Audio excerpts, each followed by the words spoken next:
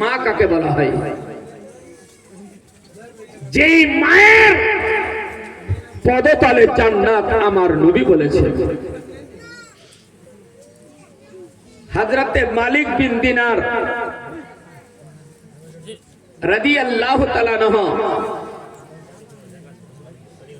তিনার মাকে সঙ্গে করে নিয়ে হজে যাচ্ছেন।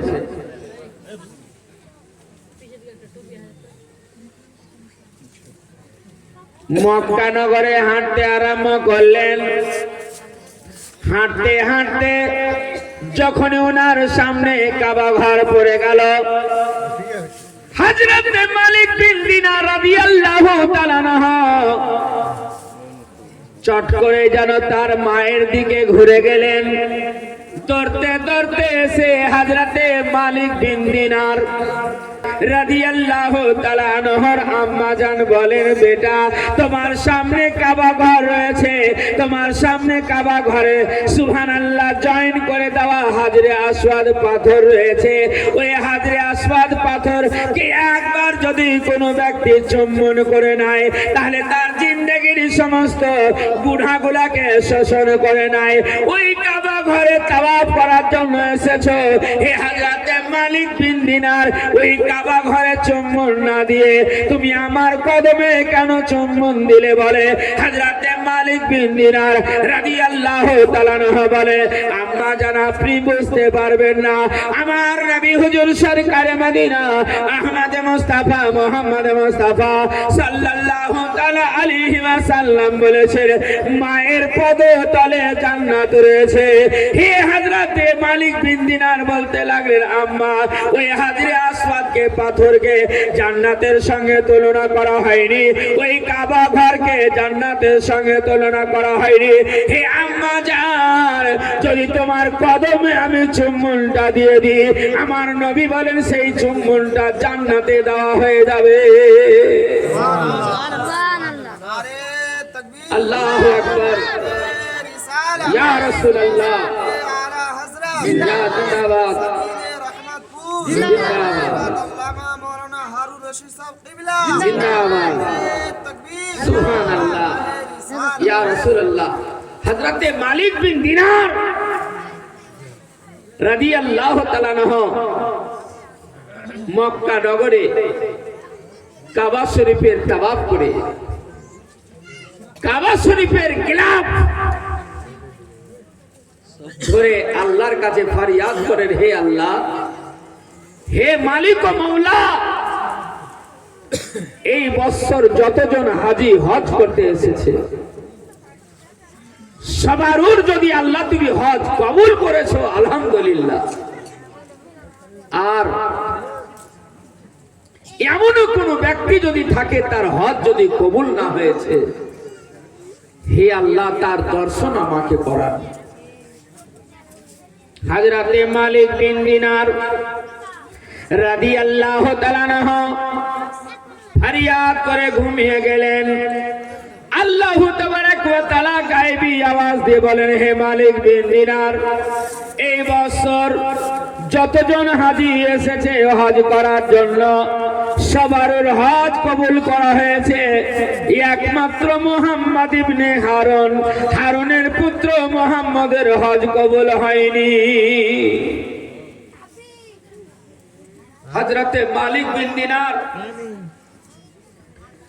রাদিয়াল্লাহু তাআলা আনহু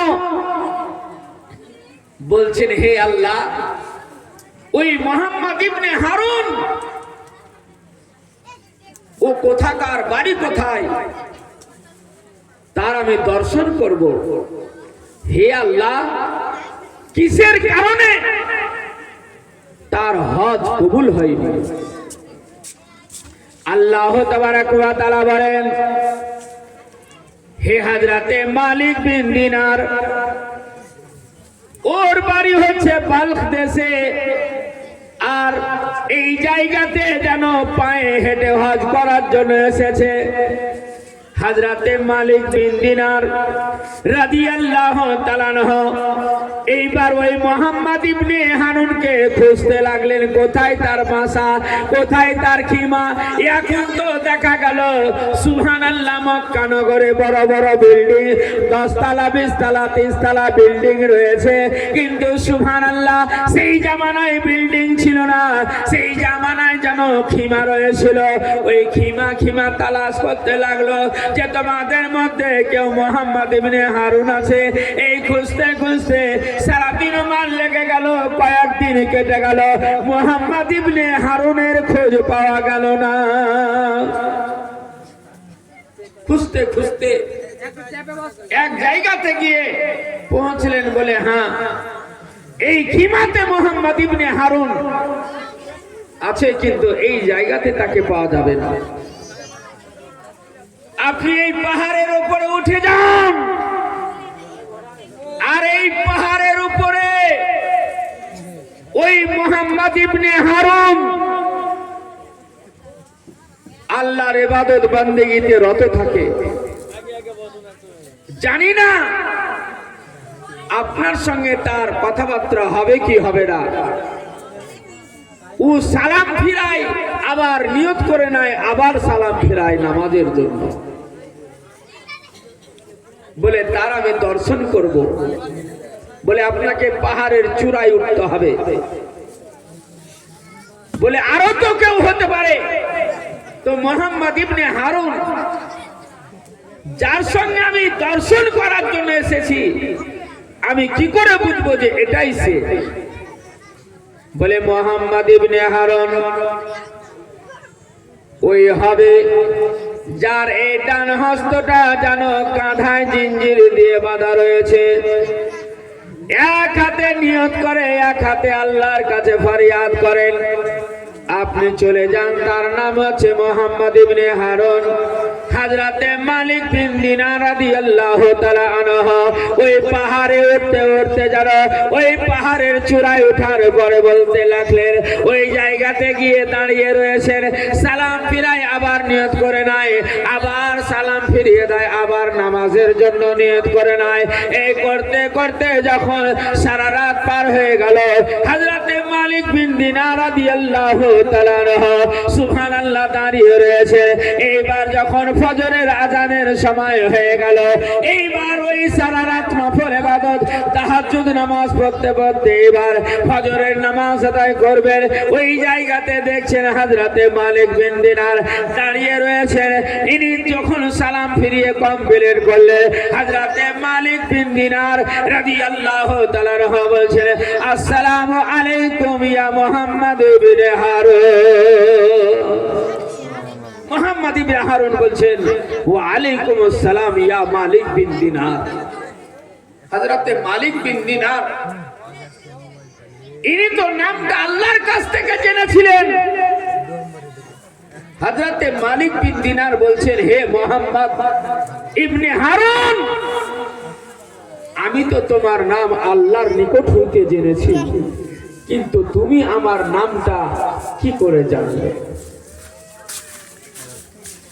মুহাম্মদ ইবনে হারুন বললেন, হে হযরতে মালিক বিন দিনার, আপনি আল্লাহর কাছে ফরিয়াদ করেছিলেন কাবার চাদর ধরে, গিলাফ ধরে, হে আল্লাহ, এই বছরে যদি সমস্ত হাজীদের হজ যদি কবুল হয়েছে আলহামদুলিল্লাহ, আর যদি কোনো ব্যক্তির হজ না কবুল হয়েছে ওই ব্যক্তির দর্শন করাও। হে হযরতে মালিক বিন দিনার, তুমি আসল জায়গাতে পৌঁছে গেছো। সেই হতভাগা, সেই অধম ব্যক্তি আমি মুহাম্মদ ইবনে হারুন রয়েছি। আরোই না ব্রেন যেন কেমনই হয়ে গেল। আমার এই ঘটনা কি করে বুঝতে পারলো? হযরতে মালিক বিন দিনার রাদিয়াল্লাহু তাআলা আনহু বলতে লাগলেন, এই ডান হস্তটা আপনার কেন কাঁধায় রয়েছে? বলছি আপনাকে পরে বলা যাবে, ফজরের নামাজটা আদায় হয়ে যাক, এক এক করে আপনাকে সমস্ত ঘটনা বলে দেব। নামাজ ফজরের হয়ে গেল, বলতে লাগলো, হে মালিক বিন দিনার, শুধু এই বছরই আমি হজ করতে আসিনি, আমি গত 39 বছর ধরে আমি কাবা শরীফে হজ করতে আসি। এই বছর নিয়ে 40 বছর হচ্ছে। আল্লাহ তাবারক ওয়া তাআলা আমার হজ যেন কবুল করে না। বলে কেন? বলে কেন এটাও বলবো, নামাজ হইতে দেন। আমি মোহাম্মদ ইবনে হারুন, আমি আমার মাকে জিন্দা পুড়িয়ে মেরে দিয়েছিলাম। হযরতে মালিক বিন দিনার বলছেন, এত বড় পাপী যে হাজরে আসওয়াদ পাথর, আল্লাহ তাবারক ওয়া তাআলা তাকে কত ক্ষমতা দিয়েছে যে একবার যদি কেউ চুম্বন দিয়ে দেয় কিংবা তার দিকে হাত উঠিয়ে, যদি চুমার ক্ষমতা না থাকে, দূর থেকে যদি হাত উঠিয়ে মুখে চুম্বন দিয়ে দেয়, তার হাজরে আসওয়াদ পাথরে চুম্বন দেওয়া হয়। সেই পাথরে মানুষের জীবনের গুনাহকে শোষণ করে নাই।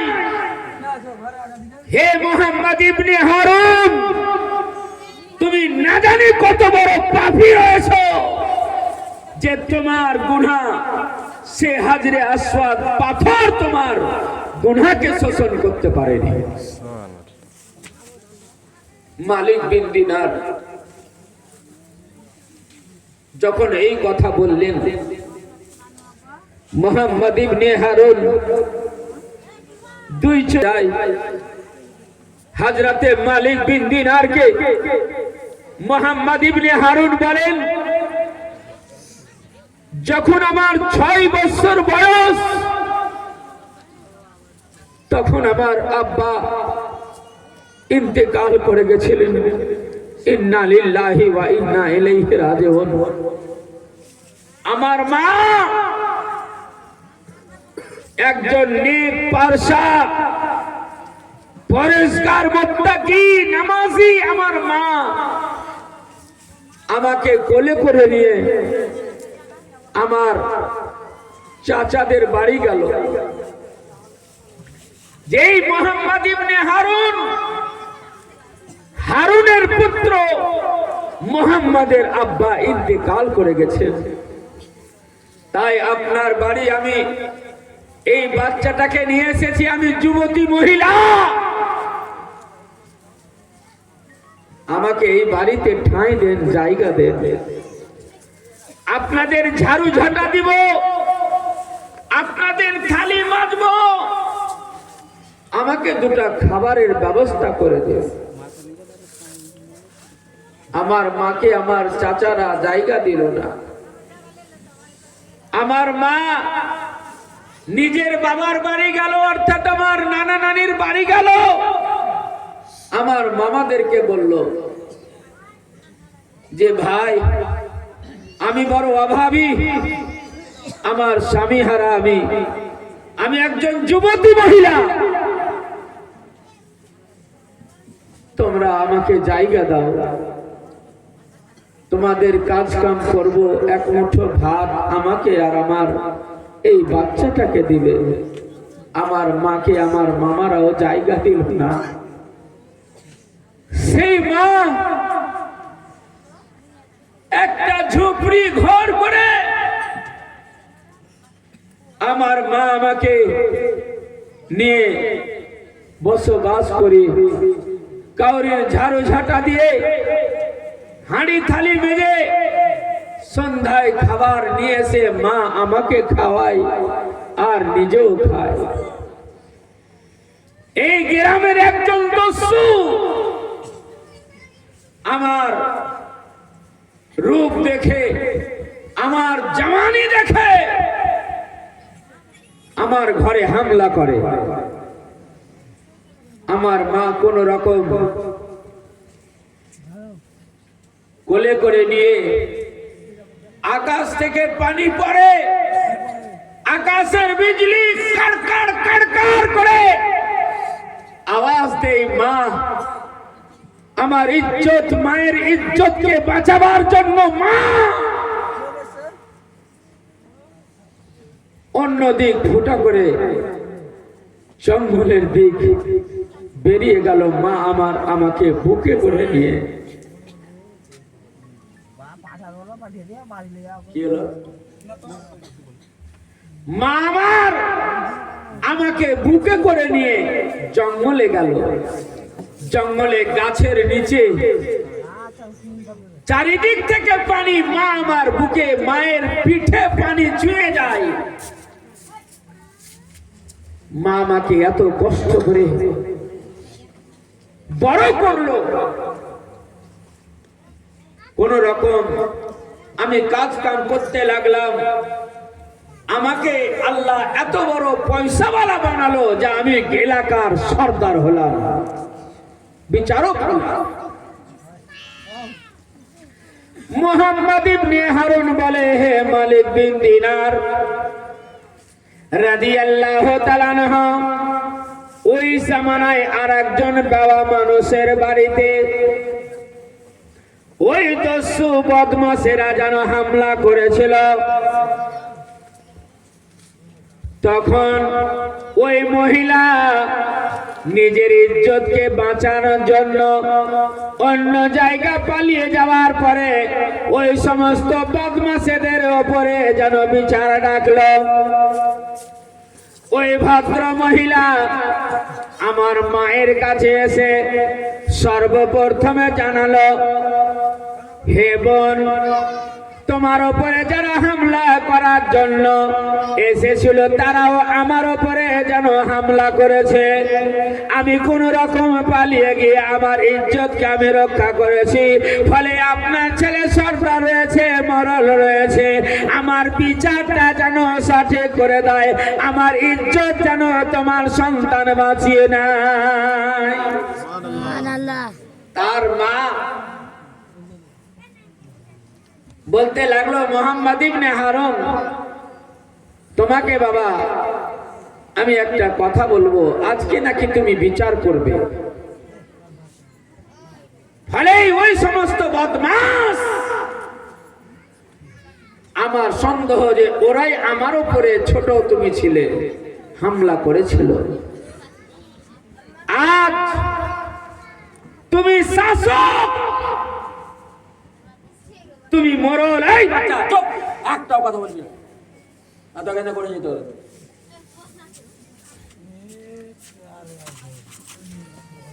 তুমি শাসক, রক্ষক, তুমি বিচারক। ওই মহিলাটা আমার কাছে এসেছিল, বাবা তুমি বিচার সঠিক করিও। ওই সমস্ত বদমাশেরা মুহাম্মদ ইবনে হারুনকে মদ পান করিয়ে বিভিন্ন রকমের সুযোগ সুবিধা দিয়ে বলল, বিচারে কিন্তু ওই মহিলাকে দোষী করতে হবে, যে ওই মহিলা টাকা নিয়ে দেহ চর্চা করে আর আমরা টাকা দিয়ে তার কাছে যাই। ফলে আমাদেরকে বাঁচাতে হবে, ওই মহিলার সম্পূর্ণটাই দোষ দিয়ে দিতে হবে। হযরতে মালিক বিন দিনার রাদিয়াল্লাহু তাআলা আনহুকে মুহাম্মদ ইবনে হারুন গল্প শোনাচ্ছেন। আমি বিচার উল্টা করে দিলাম। আমি যখন বাড়ি গেলাম, বিচার উল্টা যেমনই হলো, ওই মহিলা আবার মাকে গিয়ে বলল, তোমার সন্তান বিচার উল্টা করে দিয়েছে।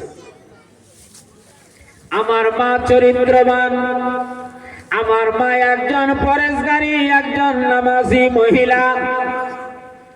যেমনই আমি বাড়ি গেলাম, আমার মা কি করলো, বেটা তুমি এত বড় অন্যায় করেছো, এত বড় তুমি ক্ষতি করেছো, ওই মহিলাটাকে তুমি ফাঁসিয়ে দিয়েছো।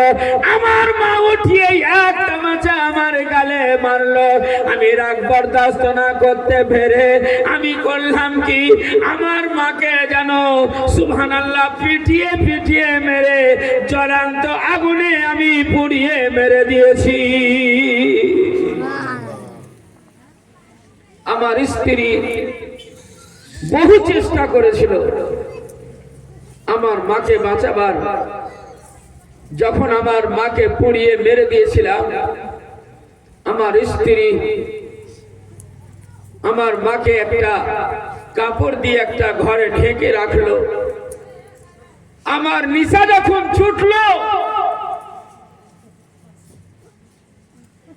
আমার যখন জ্ঞান এলো, সকালবেলায় দেখছি আমার বিবি তার যত কাপড় সমস্তকে একটা গাঁঠরি বেঁধে নিয়ে চলে যাবে বাড়িতে। আমি মোহাম্মদ ইবনে হারুন আমার বিবিকে বললাম, তুমি কোথায় যাবে বলো? বলে, তোমার বাড়িতে আমি থাকবো না। বলে, কেন থাকবে না? যে গর্ভধারিণী মাকে চিনতে পারলো না,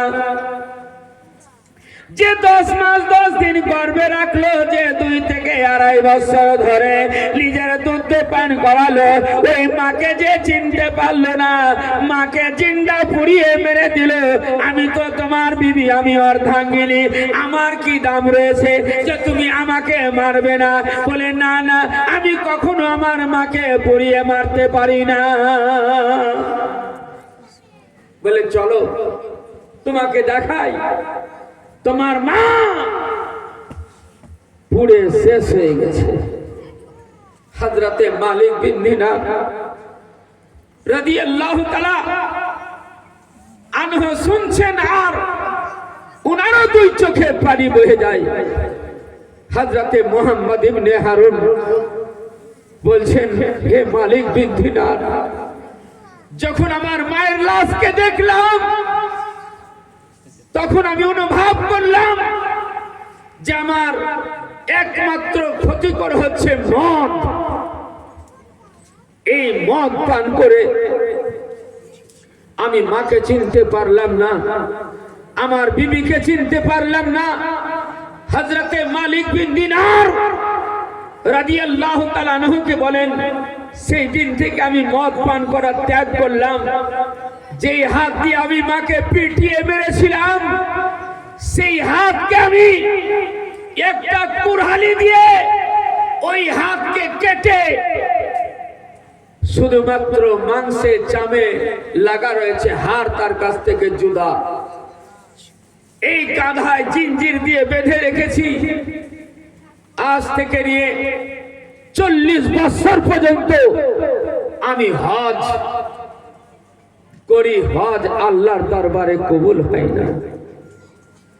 হযরতে মালিক বিন দিনার রাদিয়াল্লাহু তাআলা আনহু ডাকলেন যে, তোমার মতো আর পৃথিবীর বুকে আর দ্বিতীয় কেউ গুনাহগার হবে না। ডাঁট দিয়ে ঘুমালেন। রাত্রে বেলায় স্বপ্ন যোগে হুজুর সরকারে মদিনা আহমদ মুস্তাফা মুহাম্মদ মুস্তাফা সাল্লাল্লাহু তাআলা আলাইহি ওয়াসাল্লাম হযরতে মুহাম্মদ ইবনে হারুনকে কত চিনতেন। তার ত্রুটি একটাই যে তার মাকে চিন্তা পুড়িয়ে মেরেছিল। হযরতে মালিক বিন দিনার রাদিয়াল্লাহু তাআলা আনহুকে আমার নবী মুস্তাফা বলেন, হে হযরতে মালিক বিন দিনার, তুমি মুহাম্মদ ইবনে হারুনকে বহুত ডেটেছো আর ডাটিও না। তাহলে মা কাকে বলা হয়? যেই মায়ের পদতলে জান্নাত। হযরতে মালিক বিন দিনার রাদিয়াল্লাহু তাআলা আনহু বলেন, ওই মুহাম্মদ ইবনে হারুনকে বললেন, তুমি আল্লাহর কাছে তওবা তাহির করো। হযরতে মালিক বিন দিনার রাদিয়াল্লাহু তাআলা আনহুকে মুহাম্মদ ইবনে হারুন বলেন, আমি এমন কোন কাজটা করলে যেন আল্লাহ রাজি হয়ে যাবে, আমার মা রাজি হয়ে যাবে, কাল কিয়ামতের দিনে, হাসরের দিনে ওই মুহাম্মদ ইবনে হারুনের সমস্ত আমল যেন লটকিয়ে থাকবে। আমার আল্লাহ, আমার রহমানুর রহিম তার মাকে এমনই একটা অফার দিয়ে দিবে, আমার আল্লাহ বলবেন, হে মুহাম্মদ ইবনে হারুনের মা, তোমার সন্তানকে তুমি ক্ষমা করে দাও। যতক্ষণ পর্যন্ত তুমি ক্ষমা না করবে, তোমার মুহাম্মদ ইবনে হারুনের কোনো ইবাদত বান্দেগি আমার দরবারে কবুল হবে না। মুহাম্মদ ইবনে হারুনের মাকে আল্লাহ তাবারক ওয়া তাআলা সুবহানাল্লাহ ওয়াফার দিবেন। এই ওয়াফারের জোরে তার মা তাকে ক্ষমা করবে আর তার সমস্ত ইবাদত বندگিকে আল্লাহ তাবারক ওয়া তাআলা কবুল করে তাকে জান্নাতবাসী করবেন। বলুন সুবহানাল্লাহ।